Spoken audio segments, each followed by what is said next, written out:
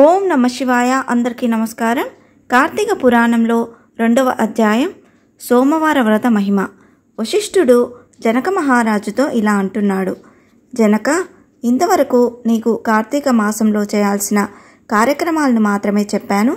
అయితే కార్తీక మాసంలో సోమవారాలకు ప్రత్యేకత ఉంది.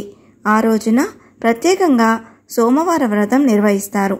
ఎంతో మహత్తు కలిగిన ఆ సోమవార వ్రత విధానాన్ని, దాని మహత్యాన్ని గురించి చెబుతాను, సావధానంగా విను అని ఇలా చెప్పసాగాడు. కార్తీక మాసంలో సోమవారం శివుడికి అత్యంత ప్రీతికరమైన రోజు. ఆ రోజున స్త్రీ గాని పురుషుడు గాని ఏ జాతి వారైనా గాని రోజంతా ఉపవాసం ఉండాలి. నదీ స్నానం చేసి తమ శక్తి కొద్దీ దాన ధర్మాలు చేయాలి. శివుడికి బిల్వపత్రాభిషేకం చేసి సాయంత్రం నక్షత్ర దర్శనం తర్వాత అల్పాహారం తీసుకోవాలి. ఈ విధంగా నిష్ఠతో ఉంటూ ఆ రాత్రంతా జాగరణ చేసి పురాణ పఠనం చేయాలి. ఉదయం నదీ స్నానం ఆచరించాలి. నువ్వులను దానం చేయాలి. తమ శక్తి కొద్దీ పేదలకు అన్నదానం చేయాలి. అలా చేయలేని వారు కనీసం 3 బ్రాహ్మణులకు తృప్తిగా భోజనం పెట్టిన తర్వాత తాము భుజించాలి. ఈ కార్తీక సోమవార వ్రతం కేవలం భక్తి సంకల్పంపైనే ఆధారపడి ఉంటాయి. పెద్దగా పూజాధికాలు నిర్వహించలేని వారు సైతం కనీసం ఉపవాసం ఉంటే కార్తీక సోమవార వ్రతం ఫలితాన్ని పొందగలరు. ఇందుకు సంబంధించి ఒక ఇతిహాసం ఉంది. దాన్ని మీకు తెలియజేస్తాను, సావధానంగా విను అని ఇలా చెప్పసాగాడు. కుక్క కైలాసానికి వెళ్ళుట. పూర్వకాలంన కాశ్మీర్లో ఒక బ్రాహ్మణుడు ఉండేవాడు.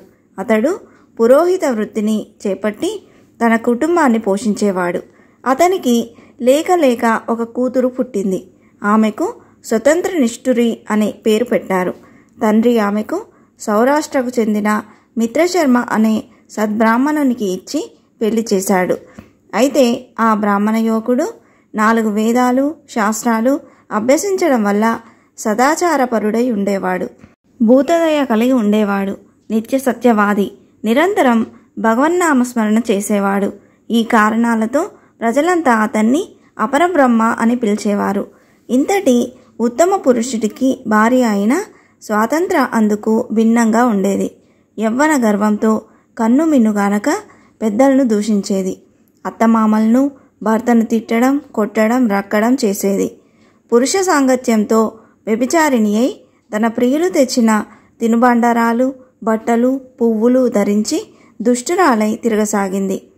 ఆమె తమ వంశాన్ని అప్రతిష్ట పాలు చేస్తోందని అత్తమామలు ఆమెను ఇంటి నుంచి వెళ్ళగొట్టారు. అయితే శాంతస్వరూపుడైన ఆమె భర్త ఆమెను ఏవగించుకోకుండా ఆమెతో కలిసి ఉండేవాడు. చుట్టుపక్కల వారంతా ఆమెను గయ్యాలి అని ఏవగించుకుంటూ కర్కశ అని పేరు పెట్టి ఎగతాళి చేసేవారు. ఇలా కొంతకాలం తర్వాత ఆమె ఒకనాటి రాత్రి తన భర్త గాఢ నిద్రలో ఉండగా ఒక బండరాయితో అతని తలపై కొట్టి చంపింది. ఆ మృతదేహాన్ని అతి రహస్యంగా దొడ్డిదారిన ఊరి చివరకు తీసుకెళ్ళింది. అక్కడున్న బావిలో మృతదేహాన్ని పారేసి పైన చెత్త చెదారంతో నింపింది. తనకు ఏమీ తెలియదన్నట్లుగా ఇంటికి తిరిగి వచ్చింది. తనకిక ఎదురు లేదని, అడ్డు అదుపు ఉండదని అహంకారం పెరిగి ఇష్టారాజ్యంగా తిరగసాగింది. తన సౌందర్యాన్ని చూపి ఎందరినో క్రీగంటనే వశపరుచుకుంది. వారి వ్రతాలను పాడు చేసి నానాజాతి పురుషులతో సంభోగిస్తూ వర్ణశంకరురాలై అంతటితో ఆగకుండా కన్యలు, పెళ్ళైన మహిళలకు దుర్బుద్ధులు నేర్పి పాడు చేసి విటులకు వారిని అప్పగిస్తూ ధనార్జన చేయనారంభించింది. ఆ తర్వాత ఆమె యవ్వనం క్రమంగా నశించడం ఆరంభమైంది. వయసు పైబడసాగింది. చేసిన పాపాలకు గుర్తుగా శరీరంపై పుండ్లు ఏర్పడ్డాయి. వాటి నుంచి చీము, రక్తం కారుతూ క్రమంగా కుష్ఠవ్యాధి బారిన పడింది. రోజురోజుకు ఆమె శరీర పటుత్వం కృషించి కురూపిగా మారింది. యవ్వనంలో ఆమె కోసం వంతుల వారీగా ఎగబడే విటుల్లో ఒక్కరూ ఇప్పుడు ఆమె వైపు కన్నెత్తి కూడా చూడటం లేదు. అలా కొంతకాలం ఆమె ప్రత్యక్ష నరకాన్ని చవిచూసి పురుగులు పడి చనిపోయింది. బతికినన్ని రోజులు ఒక్క పురాణ శ్రవణమైనా చేయని పాపి కావడంతో భయంకరంగా కనిపించే యమకింకరులు ఆమెను యముని ముందు హాజరుపరిచారు. చిత్రగుప్తుడు ఆమె పాపపుణ్యాలను ఏకరువు పెట్టారు. పాపాలకు ఎర్రగా కాల్చిన ఇనుప స్తంభానికి కట్టాలని, విటులతో సుఖించినందుకు ఇనుప స్తంభాన్ని కౌగిలించుకోవాలని ఆదేశించారు. భర్తను బండరాతితో కొట్టి చంపినందుకు ఇనుప గదలతో ఆమెను మోదాలని ఆదేశించారు. పతివ్రతలను వ్యభిచారిణులుగా మార్చినందుకు సలసలా కాగే నూనెలో వేచారు. తల్లిదండ్రులు అత్తమామలకు అపకీర్తి తెచ్చినందుకు సీసం కరిగించి నోట్లో చెవిలో పోశారు. ఇనుప కడ్డీలు కాల్చి వాతలు పెట్టారు. చివరకు కుంభిపాకంలో వేశారు. ఆమె చేసిన పాపాల ఫలితాలను ఆమె ఒక్కతే కాకుండా ఇటు 7 తరాలు అటు 7 తరాలు నరక బాధలు అనుభవించసాగారు. ఆ తర్వాత ఆమె నీచ జన్మలెత్తుతూ క్రిమికీటకాలుగా పుట్టి చివరకు 15వ జన్మలో కళింగ దేశంలో ఒక కుక్కగా జన్మనెత్తింది. కుక్క జన్మలో ఆమె ఆకలికి తట్టుకోలేక ఇంటింటికి తిరిగింది.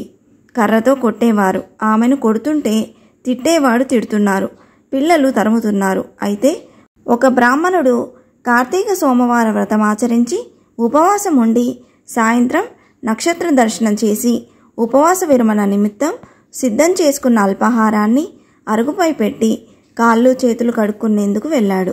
అయితే ఆ కుక్క గబగబా వెళ్ళి ఆ ఆహారాన్ని భుజించింది. వ్రతనిష్ఠాగరిష్ఠుడైన ఆ బ్రాహ్మణి పూజా విధానంతో జరిపించిన బలి అన్నం కావడం, కార్తీక సోమవారం నాడు కుక్క ఆకలితో రోజంతా ఉపవాసం ఉండడం, శివపూజ పవిత్ర స్థానంలో ఆరగించడం వల్ల ఆ కుక్కకు పూర్వజన్మ విజ్ఞానం ఉద్భవించింది. వెంటనే ఆ కుక్క విప్రోత్తమా నన్ను కాపాడుము అని మొరపెట్టుకుంది. ఆ మాటలు బ్రాహ్మణుడికి ఆశ్చర్యాన్ని కలిగించింది. మనుషులెవరూ కనిపించకపోయేసరికి అంతా భ్రమ అనుకున్న ఆ విప్రునికి మళ్ళీ మాటలు వినిపించాయి. రక్షించు రక్షించు అనే కేకలు వినిపించాయి. ఆ మాటలు కుక్క నుంచి వస్తున్నాయని గ్రహించిన బ్రాహ్మడు, ఎవరు నీవు, నీ వృత్తాంతమేమిటి అని ప్రశ్నించాడు. అంతటా ఆ కుక్క తన వృత్తాంతాన్ని వివరించింది. 15 జన్మల క్రింద సద్బ్రాహ్మణుడి భార్య అయిన తాను వ్యభిచారం చేసిన తీరు, భర్తను చంపడం, వృద్ధాప్యంలో కుష్ఠవ్యాధితో దినదిన గండంగా బతికి చనిపోయిన తీరును, నరకంలో అనుభవించిన శిక్షలను గురించి వివరించింది. ఈరోజు మీరు కార్తీక సోమవార వ్రతం చేసి ఇక్కడ పెట్టిన బలి అన్నం తినడం వల్ల నాకు జ్ఞానోదయం కలిగింది. కాబట్టి ఓ విప్రోత్తమ, నాకు మహోపకారంగా మీరు చేసిన కార్తీక సోమవార వ్రత ఫలం ఒకటి ఇచ్చి నాకు మోక్షం కలిగించు అని ప్రార్థించింది. దాంతో ఆ శునకం మీద జాలితో ఆ బ్రాహ్మణుడు తాను చేసిన కార్తీక సోమవార వ్రతాల్లో ఒకరోజు నాటి ఫలాన్ని ఆమెకు ధారపోశాడు. అలా చేసిన వెంటనే ఒక పుష్పక విమానం అక్కడకు చేరుకుంది. కుక్క తన జన్మను చాలించి సూక్ష్మదేహంతో పుష్పకాన్ని చేరింది. అటు నుంచి శివ సాన్నిధ్యాన్ని చేరుకుంది. ఇది కార్తీక మహత్యే 2వ అధ్యాయం సమాప్తం. మరొక అధ్యాయంతో మళ్ళీ కలుద్దాం. నాదొక చిన్న విన్నపం అండి. ఇంతవరకు నా ఛానల్ని సబ్స్క్రైబ్ చేసుకున్న వాళ్ళు ఉంటే సబ్స్క్రైబ్ బటన్ని ప్రెస్ చేసి పక్కనే ఉన్న బెల్ ఐకాన్ని ప్రెస్ చేసి ఆల్ అనే ఆప్షన్ ప్రెస్ చేశారంటే నేను పెట్టే ప్రతి వీడియో మీరు నోటిఫికేషన్ ద్వారా మొదటగా చూసేయవచ్చు. అలాగే లైక్ చేయండి, షేర్ చేయండి. మీకు ఏమైనా సందేహం ఉంటే నా కమెంట్ బాక్స్లో పోస్ట్ చేయండి. మరొక మంచి వీడియోతో మీ ముందుకు వస్తాను. అంతవరకు సెలవు. సర్వే జన సుఖినో భవంతు. స్వస్తి.